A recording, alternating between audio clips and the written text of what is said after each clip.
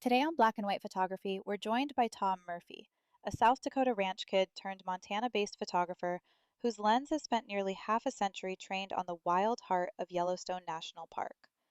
The first person ever licensed to lead photography tours in the park, Tom has skied across Yellowstone 3 times, including a legendary 175-mile solo crossing, and logged thousands of backcountry miles in pursuit of its wildlife, light, and landscapes. His work has appeared in National Geographic, Life, Audubon, Time, and the BBC. His Emmy-nominated film and award-winning book, Silence and Solitude, helped define a generation of wilderness photography, and his images hang in museums, visitor centers, and private collections around the world. Beyond the camera, Tom is a naturalist, author, educator, and longtime advocate for wild places, and we're honored to have him with us today. So let's listen to Jim Horn and Tom Murphy discuss this wonderful career. Well, Tom, welcome to the program, sir. It's good to have you on. And I hope you're in Montana. Is it, how's the weather out there now? Are we getting, I was looking at the weather report. It seemed like you guys are going to be getting some more late spring snow, which might not be unusual. Is that true or no? It's not usual. I hope we do. We've been really, really dry. It's supposed to be about 80 degrees here today and tomorrow, but then we're supposed to potentially get snow. So that's Montana. We have 2 seasons, winter and visitors. Well, I'm in Traverse City, Michigan. We get about 10 to 12 feet of snow a year. So I don't think we're quite up to you guys, but we do our fair share. I think we got about 10 or 12 feet this year in a late snow. Anyway, it's great to have you on the program. I would call you a celebrity photographer, and I don't mean celebrity in taking photographs of celebrities. I mean just a well-known photographer that's done a lot of work over a lot of years, and we're going to take a look at some of the photographs a little bit later. Folks, they're absolutely beautiful. Wildlife photographs, and you're going to really enjoy looking at them and having Tom describe, how he took the photograph and so forth. But Tom, I want to go back a little bit. I looked at your bio, and it's probably not unique for a guy like myself that grew up in Chicago and then moved around the country a little bit. It certainly is unique. You grew up in a 7,500-acre ranch in western South Dakota, and you said in your bio that the experience convinced you didn't want to chase cows, and I can sort of understand that for the rest of your life. But it also, and I can understand this, it gave you a clean, wide open land. I mean, 7,500 acres for some of us that came from the city is hard to imagine. So can you take us back to when you were a ranch kid and tell us the moment when you realized your relationship with the land and animals was going to look a little bit different than, where you were growing up on that 7,500-acre ranch? Well, a big place on its own, but the nearest neighbor to the east was 10 miles away, and to the north was 5 miles away. So I grew up where it was dark and quiet, and I really, really enjoyed that. I have 5 sisters and 1 brother, and none of us want to be ranchers. So we all left because it's a beautiful place, but again, cows don't interest me. I don't really like horses or cows. I like to eat cows, but other than that, I'm done with them. And so I went right out of high school, went to college to be a chemist. I realized I didn't want to live in a chemistry lab. So that was kind of part of the realization at that point that I wanted to be outside like I grew up. So it took me a while to figure it out. I have a varied and checkered past. I finished concrete, I drove trucks and did a lot of other kinds of things, but fell in love with Yellowstone Park, sort of by accident. And then it took me a couple of years to move here to Livingston, Montana. Livingston is about 50 miles north of Yellowstone Park, right on Interstate 90 from Seattle to Boston. We're on Interstate 90. So the advantage of growing up on a cattle ranch with cows and horses and chickens and a dog and whatever was I started to learn, unbeknownst to me, important aspects. Growing up on this cattle ranch, I learned about interaction with animals and how do you move around animals. They read our body language and I read their body language. So that was pretty valuable experience, and helps me a lot in being around animals. From grizzly bears and bison to wildebeest and penguins and whatever. So I'm really grateful that I grew up on this cattle ranch, but again, I have no interest in going and living on that ranch again. So if you'd asked me 40 years ago what's my ideal job, I have it right now. Get an opportunity to wander around in wild country and look for beautiful things and try to make photographs to show other people how beautiful this place is. Well, in 1985, you became the first person to ski solo across Yellowstone. That's 14 days, 75 miles alone, carrying a heavy backpack. 40 years on, what do you remember vividly from that trip? What did those 2 weeks alone out in Yellowstone, what did they teach you that you could never really have learned any other way? Really good question. It was a kind of a watershed event, really. I mean, I grew up outside and, a lot of times alone, taking care of cattle. But by being out on a pretty extreme trip, 175 miles by yourself, 25 to 35 below zero every night, sleeping in snowbanks, I was never afraid that I wasn't going to make it. But one of the experiences that really affected me was I went to the south entrance of the park, went east along the south boundary of the park to a place called the Thoroughfare. And there's a cabin there, Park Service cabin, called the Thoroughfare Patrol Cabin. It's not open to the public, it's for Park Service employees. It's the most isolated, occupied building in the United States outside of Alaska. It's in Yellowstone Park. The nearest road is 32 miles to the north. There's nobody there in the wintertime. They only occupy that in the summer. But I was near that area and stopped in the middle of the day for a snack and standing on, 8 feet of snow. There's no place to sit. So I'm standing there with my pack beside me and I hear this. I look around. It's like, what was that? I thought I was out here by myself. And I listened to it again. It was my heart. So quiet. That was the main sound. I mean, yeah, sound of the wind and whatever occasionally. But what I realized that I was a part of this place. I felt I belonged there. It wasn't frightening at all. It was surprising. From then on, in my sleeping bag or wherever, the rest of the trip, I could hear my heart. I would just hold my breath and listen. And so it's sort of like it cleared out my head. And again, it became almost a spiritual experience that this wild country was not after me. It was not out to hurt me. I was actually a part of this place. And so that was kind of that was probably the most impactful single experience. I mean, wading rivers and sleeping in these snowbanks and all that stuff is interesting stories, but that I've done a lot of trips since with other people, and I listen for my heartbeat, but there's enough other sounds around. So anyway, it's kind of an odd thing, but again, we belong here in wild country. We evolved in wilderness, hundreds, thousands of years ago, and we still need it. We came from this wild place, and that was an opportunity for me to actually experience the connection. Yeah, it's unfortunate. I'm just sitting here thinking, as an urban kid growing up, we've never really experienced that. And unfortunately, as you get older, what you and your hearing isn't quite as good. You hear there's just too much sound or too much noise. I guess that's probably what's not even sound. It's probably noise. Yeah, I can understand that. I can almost feel that the quiet, the serene quiet that certainly I have never experienced, and I'm certain a lot of people listening to this show probably have not experienced. And the only way you really get that is to be out alone with nature, where you don't hear the cars rushing by and so forth and so on. What a vivid memory. I mean, the reason I do these trips, backpacking, skiing when in remote places, is I want to understand in a real way what animals' lives are like. So I try to uh, put myself in their shoes or their feet, I guess, in a sense. Uh, so that's my goal. I mean, I really don't like to ski. I do it just to get someplace.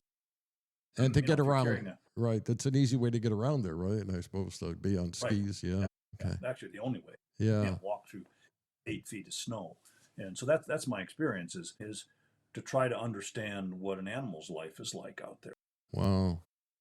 Well, your photographs have appeared National Geographic, Life, Time, the BBC, and they hang in museums and the visitor centers around the world. But you've said also one of the reasons you started your business, and we're going to put a link to the website down in the show notes, but you want to give something back to wildlife and wildlands. And when you look at your career now, as it's sort of at the tail end. How do you balance between being an artist, a naturalist, and an advocate? And which of those three does your camera ultimately serve? I mean, or which do you prefer? And when you think about, what your camera is helping you to advocate for. Wild country, basically. That's my goal now. I mean, I have my first goal. I like to eat, so I try to make a living at it. I don't believe you're a good citizen unless you give back to your community and to your profession. And again, wild country with the diversity of a wild place, wilderness areas, national parks have a lot of wilderness contained in them. Many of them do, and so that if I can show people that it's these places are beautiful, wildlife that live there, which needs wild country, is beautiful, then they will be attracted to them and work to help protect them. And so that's kind of the big goal. And so it's a matter of being a good citizen, I think, to give back in some way, whether it's volunteering at the library or whatever you want to do, read to old people or whatever. But what I feel that some of my skills are to travel in this country and show people what it's like in places they can't get to easily themselves. I really like seeing beautiful photographs. It's really nice to know that other people are out there trying to do the same thing I'm trying to do. Right.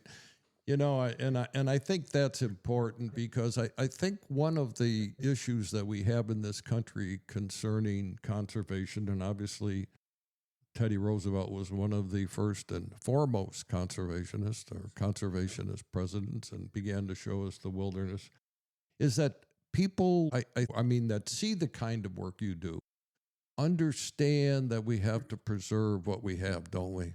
I mean, and I Yes. don't think we preserve enough of it, do we? I mean, I occasionally see, oil drilling out there and, in some very pristine lands. And what are your thoughts about that?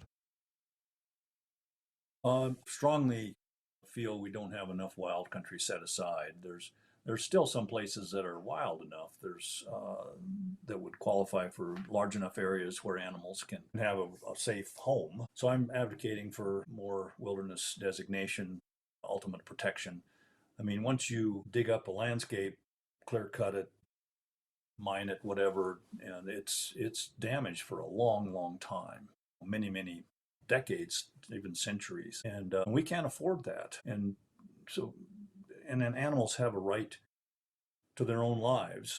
I'm strongly believe in that these animals are not ultimately out there for our benefit. We benefit from them, but they're not there strictly because of us to benefit them from their presence. My example is for science, for example, you can study a wheat field and learn a lot, but you study a wilderness area and you're going to learn a lot more because the diversity, the vibrance, and the forces that are in wilderness areas are much more dynamic and diverse.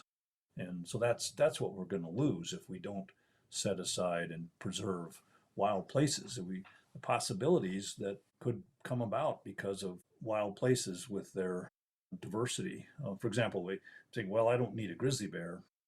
It doesn't affect me directly. Well, we evolved with grizzly bears, and we evolved with everything else, all the bacterias and giraffes and all that stuff. And who's to say? I'm not the one to say. No one has the right to say that they don't belong here anymore. So we shouldn't have the arrogance to say but they aren't important, so let's get rid of them. That's not right. Yeah. And one final question before we take a look at some of your images. How we because Yellowstone is so close to your heart. How are we doing at Yellowstone these days? Give the public an update as far as taking care of that beautiful park. Some things are doing really well. Reintroduction of the reintroduction of the wolf about 30 years ago was a really, really good event, putting the top predator back into this ecosystem. So there's some things that are really good. The bison are doing really well. The grizzly bears are doing well for a number of reasons. The fires of 1988, people looked at that as a terrible tragedy, but actually that was an ecological necessity. It's a benefit. But the thing that's affecting only real major downside, I believe, to Yellowstone is global warming, climate change. It's modified the ecosystem quite a lot, and that's that's a big negative. But that's not just Yellowstone; that's everywhere. Yeah. Okay. Well, I'm glad to hear Yellowstone's coming or hanging in there. I know we've had a lot of cuts in the National Park Service. We have sleeping bear dunes out here, and I've seen when I get out there to do my photography, I've seen a lot of cuts. In other words, there aren't as many park rangers. People are more prone to fly their drones around there because they're not going to be caught, right? Yellowstone had the same problems that budget cuts, and I mean, there's last year there was almost 5 million visitors to Yellowstone, and it's basically the same number of law enforcement that was there 50 years ago, Yeah. and 3 times as many people. Yeah, and you got to control the people, unfortunately. I mean, Right. controlling them in a way they can see what they need to see, but they don't get they don't hurt the ecological state of Yellowstone. Anyway, let's take a look at some of these beautiful photographs. And first up, this photograph, folks, if you're listening on the audio, is one that it's this bison.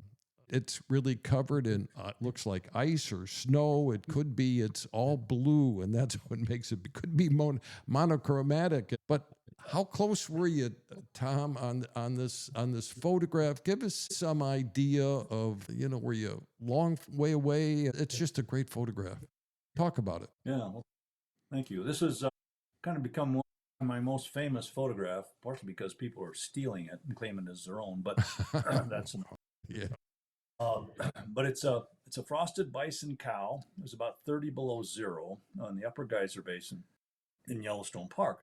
Her and I were the only ones out there on Geyser Hill that morning, and it's blue because the light source is the blue sky. So it's just before sunrise. It's before the sun came over the ridge, and it's a 400 millimeter lens that I was using on a tripod. I shoot almost everything on a tripod. So I was probably, I don't know, 30 or 40 or 50 yards away. And so my goal is to stay as far away from animals as I can because I don't want them interacting with me. I want to illustrate their lives. Who are they? What are they doing out there? And not just it's a bison, but what's their lives like? So it's pretty static in a way, but she was just enduring. Again, she stood there all night, and she was covered with this hoarfrost from the steam from the thermals around her. So we stood and watched each other for maybe 10 or 15 minutes, and then she shook herself. A lot of that frost fell off, and then she went to get something to eat. Wow. So for the equipment nerds out there, and I know I have them on the podcast, what kind of equipment do you shoot with? I shoot with mostly Nikon. I shot Canon for a little while, but mostly Nikon cameras, always Nikon lenses. They've been really good to me, held up well. This is on film, this particular image. Shot about 30 years ago. I can't remember what film it was, but so it was probably, I would guess, probably an F4, Nikon F4, I would guess. I've used, a number of cameras and stuff over the years, trying to keep up with technology, basically. So now I shoot digital. Digital is way better than film ever was. Film is junk compared to digital quality now. But I've blown this image up to 40 by 60, and it looks really good at that. Wow. When you're in a question that I think photographers might have, when you're shooting in this 30 to 40 degrees below zero, did you do any special preparation for your equipment? No. The film. The problem with the film was with a motor drive. A quick snap, you will sometimes rip the sprocket things out on the film. But generally, I didn't have too much trouble with that. The biggest problem is batteries, and just have extra batteries. Actually, the biggest problem is keeping your fingers warm. Yeah, I mean, equipment holds up pretty well. I mean, the lithium batteries in some ways are better than the old NiCad AA batteries. That's not a big problem. Okay. Biggest problem is yourself Yeah, staying trying to stay warm. warm. And we're going to look at a lot of cold pictures. This just warms me up. What we have here is an adult bison nuzzling a red dog calf. Is that the correct pronunciation? A red dog calf? Is that what they call it? Well, some people call it. I'm adamantly opposed to that. It's not a dog; it's a bison. Okay, okay.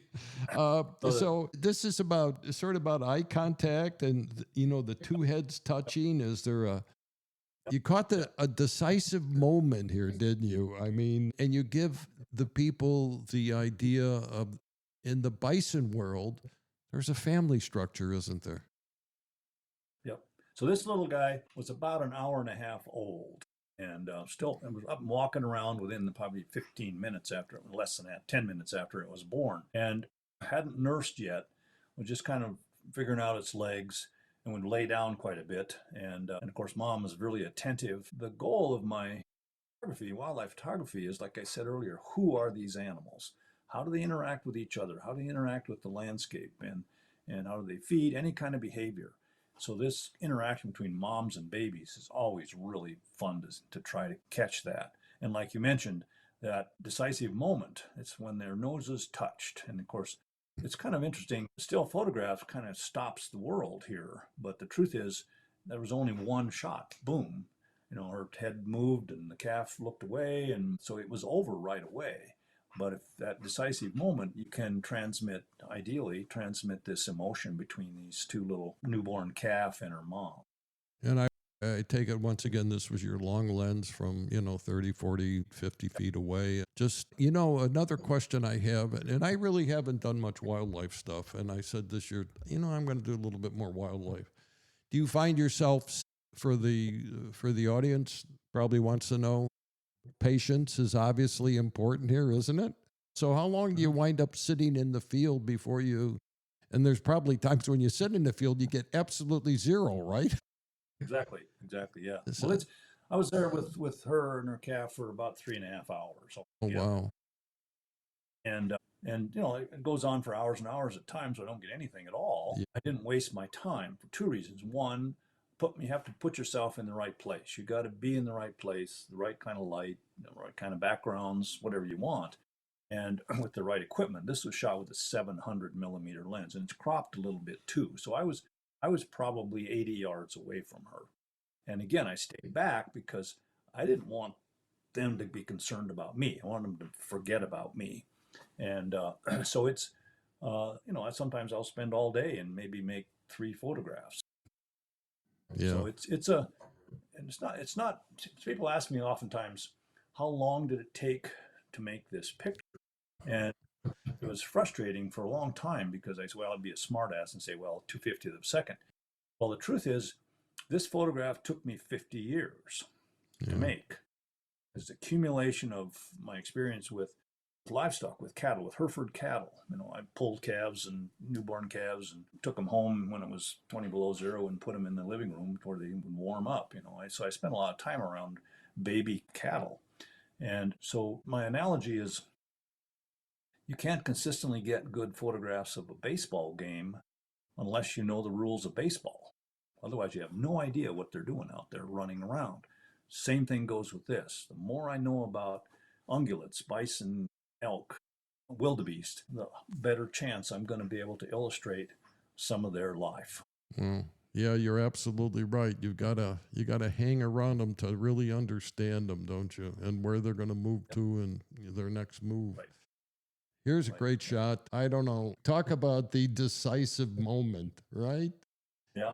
And this is a long-tailed weasel, I guess. Yeah. And it's jumping up in the snow. And what I find incredible here is that it's on a snow background, but you've been able to differentiate the subject, the weasel, from the background. I mean, I think that's Mhm. phenomenal. And how did this shot happen? How did this come about? Well, this typical. This is an ermine. They're ermine when they in the wintertime. They're called ermine because they Uh, turn white. oh, Tone, okay. but yeah, the short-tailed weasel or long-tailed weasel. There's two different varieties. Anyway, a typical ermine sighting is about 15 seconds. I mean, they're just hyperactive. They're about 3 inches tall and about a foot long, and they're just hyperactive. They're gone all the time, going all the time. So this one, I found this little guy and was hunting. You can see in the background, upper right, there's some tracks where it'd been bouncing around on the snow. So he or she was not just going to disappear in the snow and not see him again. That's typical.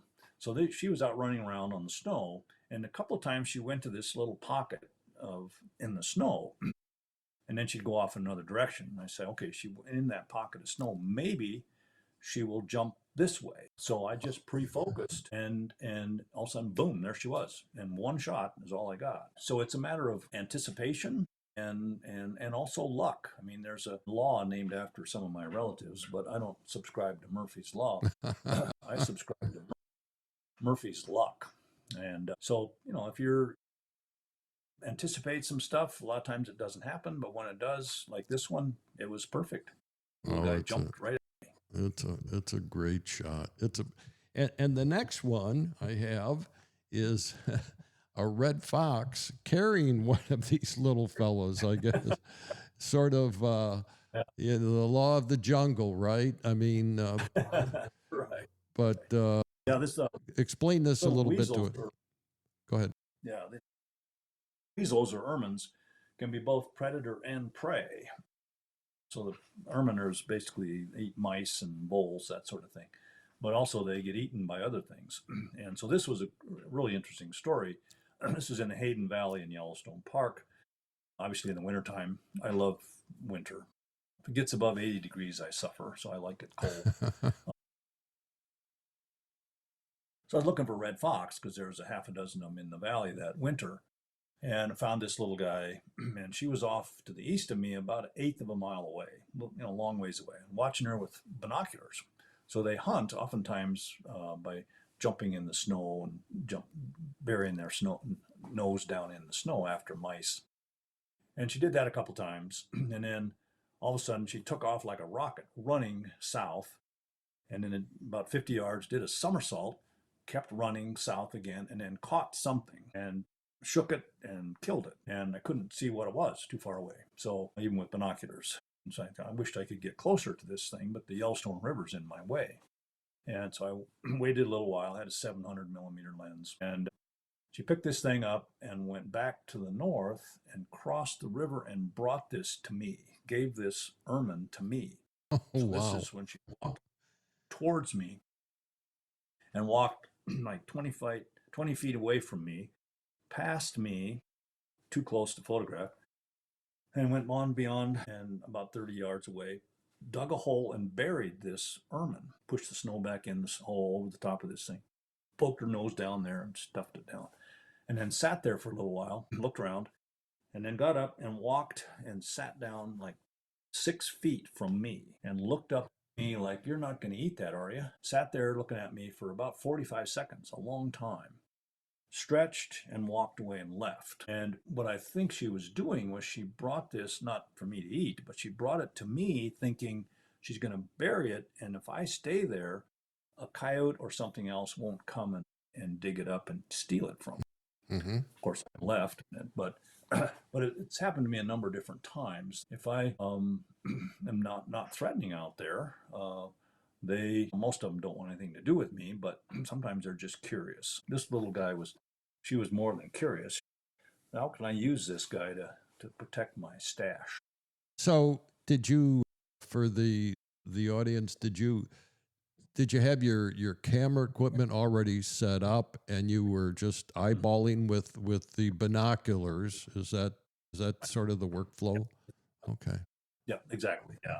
So I was ready with this 700 millimeter lens on a tripod, hoping for the best. Yeah. And she could have just gone off, buried it somewhere else, but Murphy's luck said she brought it to me. So yeah, so I just a series on the 700 millimeter lens as she walked towards me in the snow. And it was just really exciting as she kept coming to me. I figured, well, because I love this composition. She's looking to the left, so I give her space ahead of her so that even though there's nothing going on the left, you've got a feeling that there's something off to the left she's looking at. And this, you time it so their ears are good, you watch her feet, and you're just shooting like crazy as she's walking or running towards me with this. Yeah, wow. Sometimes the more I do this, why sometimes I'm looking through the viewfinder, I know it's going to be a good photograph. Sometimes I'm surprised. When she was running towards me with this ermine, I think, wow, this is really cool. It's a great shot, but so is the next one. A couple of river otters, right? Got a pair of river otters, but boy, it's a great shot in that, it's quiet. You've framed it beautifully, and you've got the wet ice. Talk to us about this shot. Yeah, also in Yellowstone Park. This is in Lamar River, Lamar Valley. That's the river right there in the background. River otters, they're related to the ermine, actually. They're mustelid. So they're hyperactive and active as well. So a typical river otter sighting is maybe the same, maybe 25 seconds. They spend a lot of time in the water. And so this is unusual because that's mom in the background and that's her pup, about 8 or 9 months old. And the interaction, again, sort of going back to the bison, cow, and calf between mom and the babies is always nice. And so what I like about this shot is the motion. Motion means the motion of the eye, the viewer's eye. You see those heads and noses nearby. The pup sniffing its mom's face or ear, and then I like the foot, its left foot up in the air, the posture of the baby, and then I this is cropped as well because this was another 700 millimeter lens shot, but I kept that long pointed tails pointing off to the right, so they're looking to the right. The tails kind of carry your viewer's eye off in that direction as well. So it's a and it's a shallow depth of field, f8, so you knock the background out of focus with this big lens. And so it's a matter of, I spent, again, about 3 or 4 hours. This was an unusual opportunity. They were feeding a little bit in the river, but they'd come back to this chunk of ice and play and roll around and interact with each other. So had an opportunity and made the most of it. Actually, I got about a dozen photographs I really like out of this event.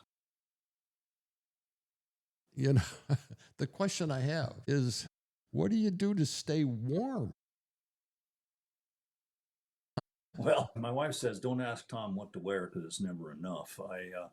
I don't get particularly cold. Again, like I said, if it gets above 80 degrees, I suffer. My ideal temperature is probably about 45. But standing there for that long, I've got these shoes, these boots that are felt liner, and so you can stand there a long time without getting cold. And I like natural fibers. Like right now, I'm wearing cotton, and so cotton and wool. So I have, and down is also a wonderful light material that keeps you really warm, and a good hat. The things I use for photography in the wintertime, there's these, they're gloves that are fingerless, and then you have a mitten flap that flips over the tips of your fingers. So when I'm doing photography, I can flip that mitten out of the way and feel the buttons on the camera.